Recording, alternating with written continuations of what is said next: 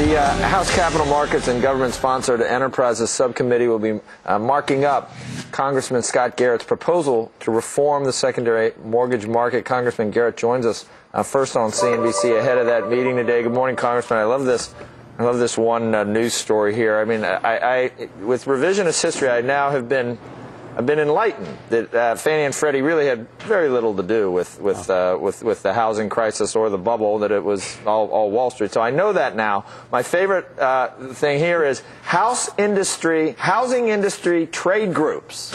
The trade groups are really upset with you because you're not including a government role in your future housing finance proposal. Why would they be interested in the government's role in this? The government had nothing to do with helping them out, the housing industry, did they?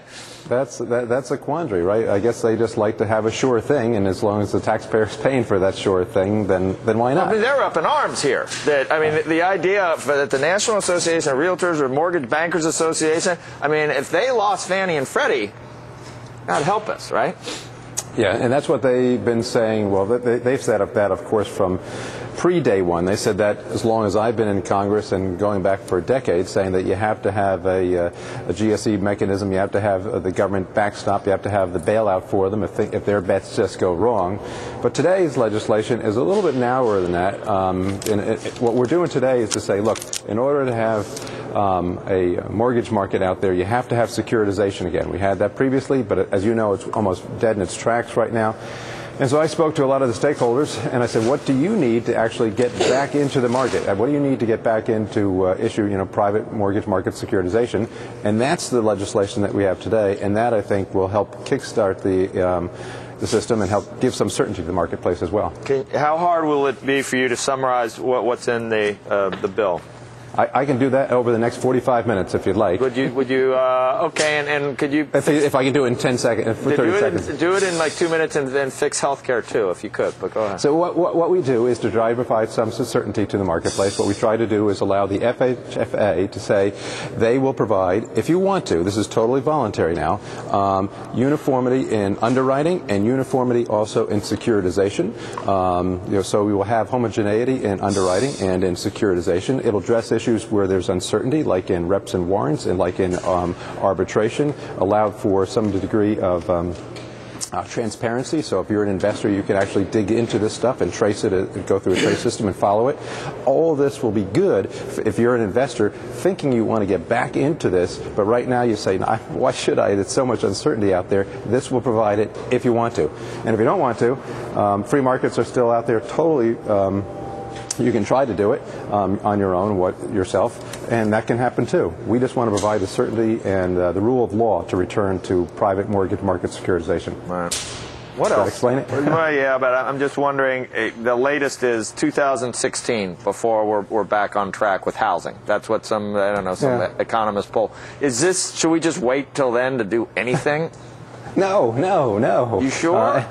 Yeah, well, that's what some people would like to do around here. They said, right after the collapse in 08, right, I had people in my office in the spring of 09 saying, some of the same people that you were talking to before, saying, 08 really wasn't that bad. The GSEs weren't the fault. Let's just sit back and wait for a while. The GSEs will grow back to them old selves again, and we'll just grow ourselves out of this, and the GSEs will survive forever. Those were people who were here before. They were here right after 09 saying 08 wasn't bad. So no, we have to take action. We have to provide certainty to the marketplace. We've had some great realtor guys on it, like do you remember who that was, Becky? I don't even remember the organization.